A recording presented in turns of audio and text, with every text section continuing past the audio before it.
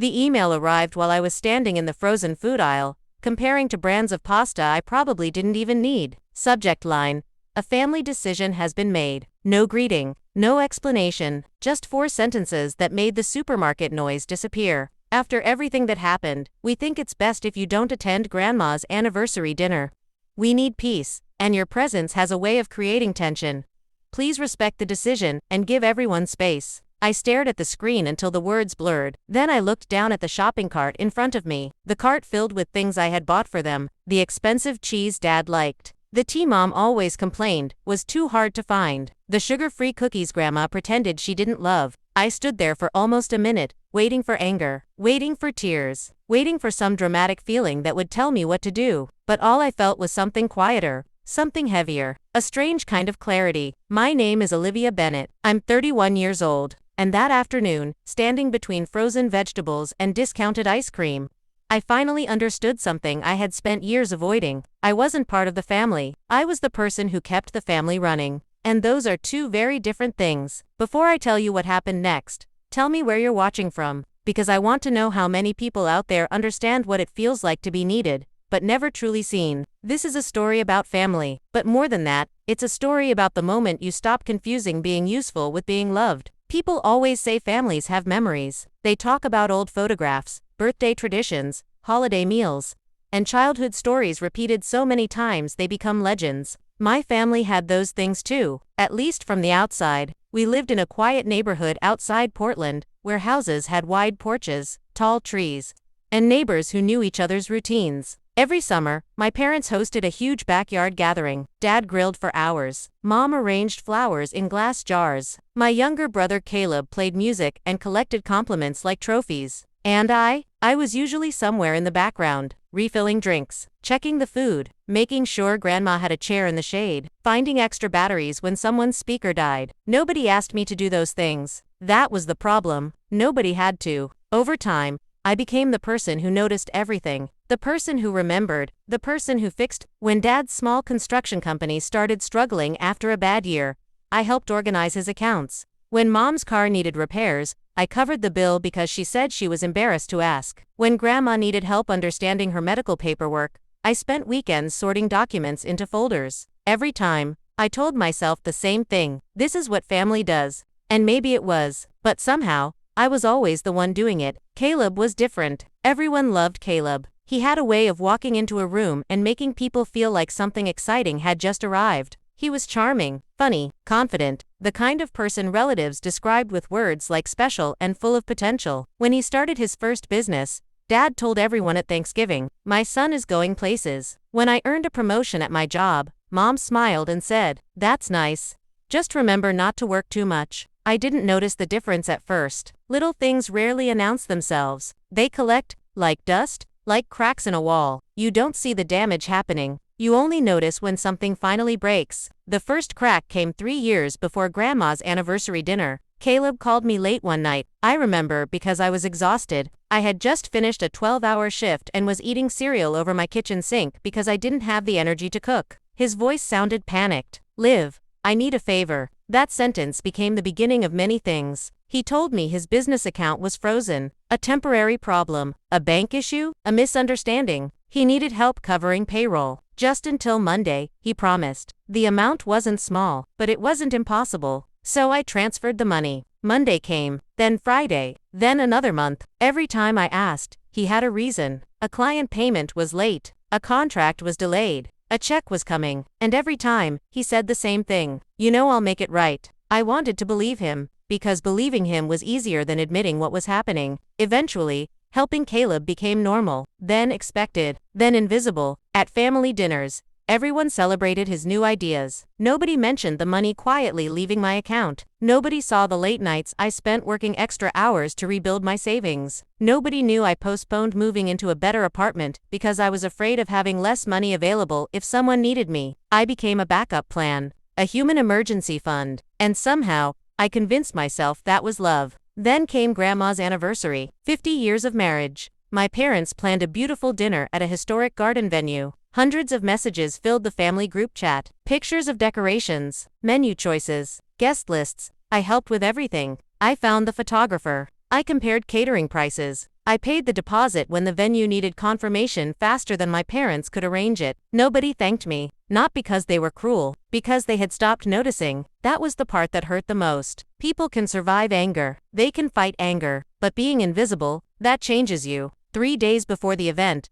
I saw my name disappear. The family group chat updated. Guest list confirmed. Everyone was tagged. My parents, Caleb, his girlfriend, aunts, uncles, cousins, everyone, except me. At first, I thought it was a mistake. So I typed, "Hey, I think my name was accidentally left off." The message was seen immediately. 5 minutes passed. 10. Then Caleb replied, "Actually, Mom and Dad wanted a smaller group. Considering everything, maybe it's better if you sit this one out." I read it twice. Considering everything, I had no idea what that meant. So I called Mom. She answered after several rings. I could hear people talking in the background, laughing, planning, living. Mom. A pause. Then, "Olivia, please don't make this difficult." Those words, that sentence, like I was a problem arriving at the door. What did I do? Another pause. Then she said, "You've been making Caleb feel judged." I laughed softly, not because it was funny, because sometimes your mind doesn't know what else to do. Judged. You're always questioning his choices, his business, his spending. I looked around my apartment. At the old couch I kept because replacing it felt irresponsible. At the savings account I had rebuilt slowly. At every sacrifice nobody knew about. So asking him when he plans to repay me is judgment. Silence. Then Mom said something I never expected. "You need to stop keeping score." The words landed harder than any insult. Because she wasn't denying it. She was asking me to forget. I sat down at my kitchen table. The same table where I had eaten alone so many nights. The same table where I had paid bills for people who didn't know my own electricity was overdue once.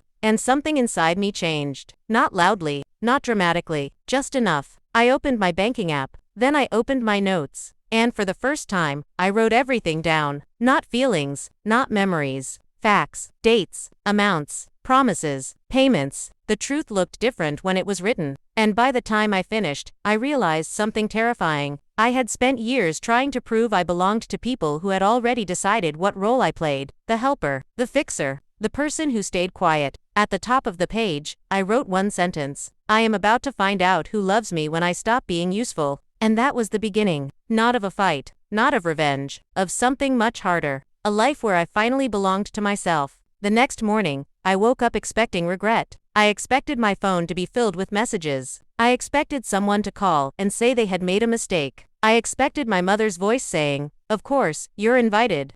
We didn't mean it like that." But my phone stayed silent. And somehow, that silence answered more questions than any argument could have. I made coffee. I sat by the window. And I watched people outside walk their dogs, carry groceries, and live ordinary lives. There was something strange about realizing the world keeps moving even when your heart is stuck somewhere. Painful. For years, I had believed my family depended on me because I was important. That morning, I wondered if they depended on me because I had never given them a reason not to. There was a difference. A painful one. I decided not to cancel anything immediately. No angry messages. No dramatic announcement. No family confrontation. I simply stopped. I stopped checking Caleb's business updates. I stopped reminding Dad about insurance paperwork. I stopped ordering things for my parents when they casually mentioned needing them. I stopped solving problems before anyone admitted there was a problem. And the strangest thing happened. Problems appeared everywhere. Not because I created them, because I had been covering them. 3 days later,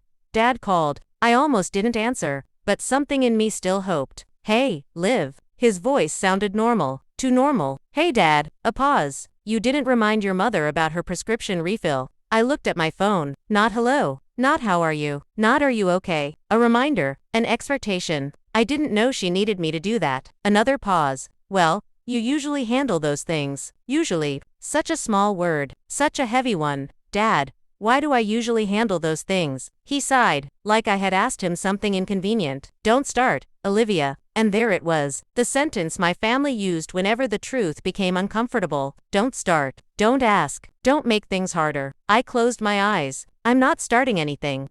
I'm just not doing everything anymore. The silence that followed felt different, not empty, unfamiliar. Finally, he said, "Your mother thinks you're being selfish." I looked at the coffee sitting untouched beside me. For years, I had been afraid of disappointing them. I never considered how much I had disappointed myself. Maybe I said quietly. Maybe I am. Then, I ended the call. That afternoon, I met my friend Nora at a small bookstore downtown. Nora had known me since college. She was one of the only people who noticed when my family stories didn't match my smile. We sat near the back window with 2 cups of tea. She listened while I explained everything. Not once did she interrupt. When I finished, she looked at me and said, "Do you know what's strange?" "What?" "You keep describing what you did for them, but you never describe what they did for you." I opened my mouth. Nothing came out, because I had never thought about it that way. Nora leaned forward. "Olivia, when someone only loves the version of you that sacrifices, they don't actually know you." That sentence followed me home. That night, I opened the old storage box under my bed. Inside were years of things I had saved: birthday cards, family photos, old letters. One found a picture from when I was 12. Me and Caleb standing beside Grandma's garden. We were both covered in dirt because we had spent the afternoon planting flowers.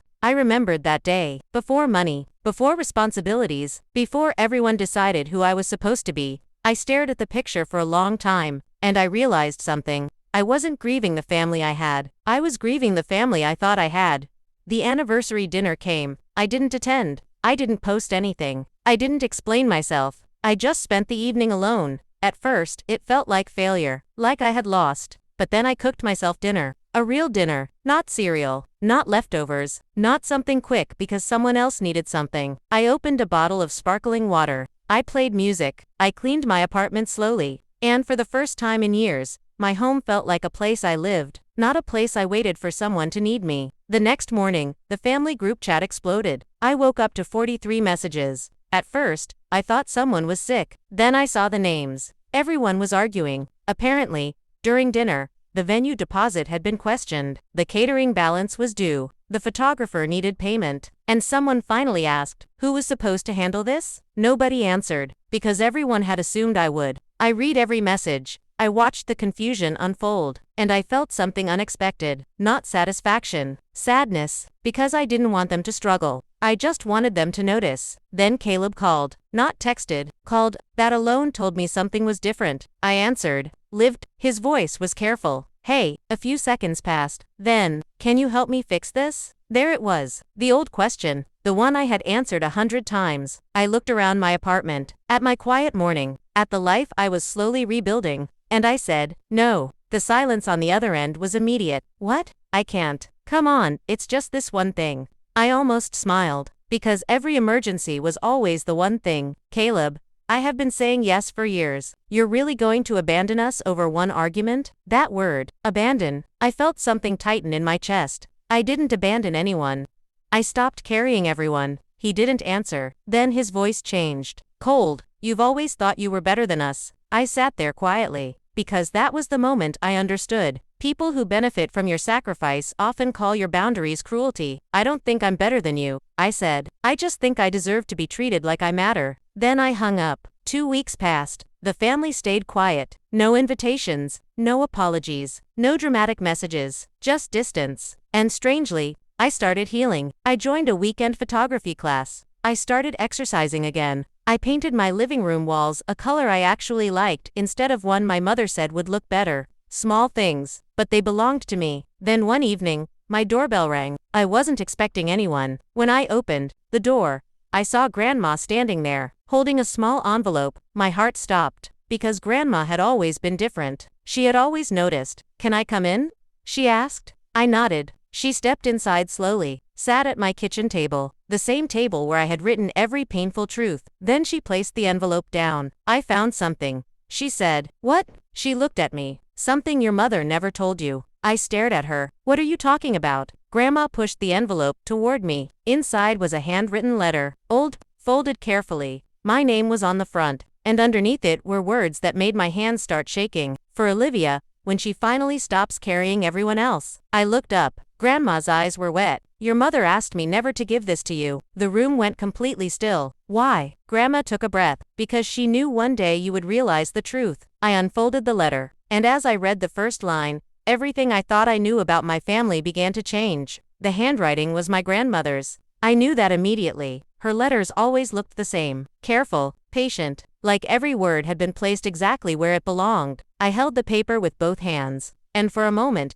I was afraid to read it. Because sometimes the truth you spend years searching for is also the truth you're afraid to find. I looked at Grandma. Why didn't you give this to me before? She looked down at the table. Because your mother asked me not to. The answer hurt more than I expected. Not because it surprised me. Because some part of me still hoped someone had been protecting me. Instead, someone had been protecting the family's comfort. I unfolded the letter. The first sentence made my chest tighten. My dear Olivia, if you are reading this, it means you finally stopped trying to hold together something that was never yours to carry alone. I swallowed. And I kept reading. I have watched you since you were a little girl.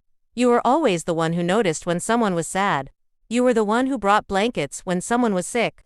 You were the one who apologized first, even when you were hurt. Your kindness was never the problem. The problem was that everyone became comfortable receiving it without protecting it. I stopped. Those words felt heavier than any apology I had been waiting for. Because Grandma understood. She had seen it. All these years. She had seen me disappearing. The letter continued. Grandma explained something I never knew. When Caleb was younger, he struggled in school. He had trouble focusing. He hated feeling like he wasn't good enough. My parents spent years trying to build his confidence. And somewhere along the way, they confused protecting him with excusing him. Every mistake became something someone else had to soften. Every consequence became something someone else had to remove. And, because I was the responsible child, everyone assumed I could handle more. Then more. Then more. Until Olivia can handle it became the family's favorite excuse. Grandma wrote, a strong person can carry a heavy load.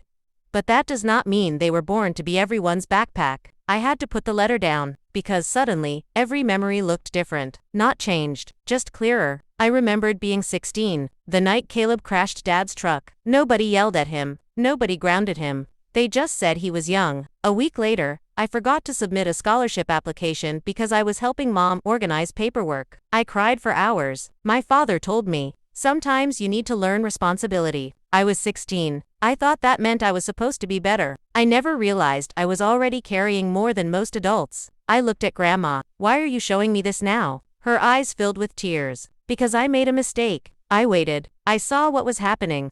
I told your mother she was hurting you. What did she say? Grandma looked away. She said you were the only one who wouldn't leave. The words landed quietly, but they broke something open inside me. Because that was the truth. They weren't treating me like someone they couldn't lose. They were treating me like someone they didn't believe would ever walk away. The next morning, I received a message from Mom. Not a call. A message. We need to talk. I stared at it for several minutes. The old version of me would have replied instantly. The old version of me would have dropped everything. The old version of me would have wondered what I did wrong. But I wasn't that person anymore. Not completely. I replied, okay. We can talk tomorrow afternoon. No apology. No explanation. No rushing. Just a boundary. The next day, I met my parents at a small cafe near their house. Not their home. Not mine. A neutral place. A place where nobody could raise their voice and expect me to quietly clean up afterward. Mom arrived first. Dad followed. They looked tired. Older. For the first time, I saw them not as the people who hurt me, but as people who had made choices, and now had to face them. Mom reached for her coffee. Your grandmother gave you the letter. It wasn't a question. Yes. Her face changed. Not anger. Fear. You weren't supposed to read that. I looked at her. Why? She didn't answer. Because there was no answer that sounded good. Dad rubbed his forehead. Olivia, we know things have been difficult. I almost laughed. Difficult. Another small word. A word people use when they don't want to say painful. We excluded you from Grandma's anniversary dinner. I said. Mom looked down. We were upset. You depended on me for years. We didn't mean to. You took money from me? Dad spoke quietly. We always planned to repay you. When. Silence. A painful one. Because sometimes, silence is the only honest answer. Mom finally looked up. Why are you doing this? The question surprised me. Doing what? Making everything about money. I stared at her, and I realized something. They still didn't understand. This was never about money. Money was just the evidence. The real wound was that they had accepted my sacrifices while ignoring my feelings. It was never about the money, I said. Then what is it about? I took a breath. It's about the fact that nobody noticed I was drowning because everyone was comfortable standing on me. My father looked away. My mother's eyes filled, but I didn't stop. I didn't need you to pay me back immediately. I didn't need a parade. I needed someone to ask if I was okay. The cafe was quiet. People around us were talking softly. Coffee machines hummed. Life continued. And for once, I wasn't shrinking myself to make someone else comfortable. Then Dad said something I never expected. I was proud of you. I looked at him. What? He swallowed. I was proud of you. I just never said it. The sadness I felt surprised me, because I had spent years waiting for those words, and now that they arrived, they couldn't erase everything. I needed to hear that when I was younger, I said. He nodded slowly. I know. 2 words. Simple, but real. Mom reached into her purse. She pulled out an envelope. I wanted to give you this. I didn't move. What is it? Your money. I froze. She placed it on the table. Not all of it, but a significant amount. I sold some jewelry, she said. My first reaction was guilt. Old habits. Immediately. But I caught it, and I stopped. This was not my responsibility to fix. This was theirs. Thank you, I said. And for the first time, I accepted something without feeling like I owed my entire existence in return. The conversation lasted 2 hours. There were tears. There were uncomfortable truths. There were moments where my mother defended herself. Moments where Dad went quiet. Moments where I almost softened too quickly. But I stayed. Not because I was trapped. Because I chose to. That was different. Weeks passed. Things didn't magically become perfect. Real life doesn't work that way. My parents didn't transform overnight. Caleb didn't suddenly become a different person, but something changed. The rules changed. I stopped being the automatic solution, and they started learning how to solve their own problems. Caleb sent me a message one evening. I've been angry because you were the only person who stopped believing my excuses. I read it several times. Then I replied, I hope you start believing in yourself without needing someone else to rescue you. He didn't respond. Not immediately. And that was okay. A few months later, Grandma invited me to her garden, the same place where Caleb and I planted flowers as children. She handed me a small box. Inside was an old necklace. It was your mother's, she said. Why are you giving it to me? She smiled. Because you spent years giving everyone pieces of yourself. She closed my hand around it. Now you get to keep something. I looked around the garden, the flowers, the sunlight, the quiet, and I realized something. I had spent so much time fearing losing my family. I never considered that I could lose myself while trying to keep them. The following Christmas, I received an invitation, a real one. No conditions, no guilt, no expectations. Just, we would like you to come if you want to. I stared at the message, and I smiled. Not because everything was fixed, not because the past disappeared, but because the choice was finally mine. I went. I brought dessert, not because I had to, because I wanted to. And when dinner ended, I took my leftovers home. Nobody asked me to organize anything. Nobody handed me a problem. Nobody expected me to save the evening. I sat in my car afterward and looked at the house glowing behind me. For years, I thought love meant proving I would stay. Now I understood something different. Love should never require you to disappear. I didn't walk away from my family. I walked back to myself. And that was the first home I ever truly found.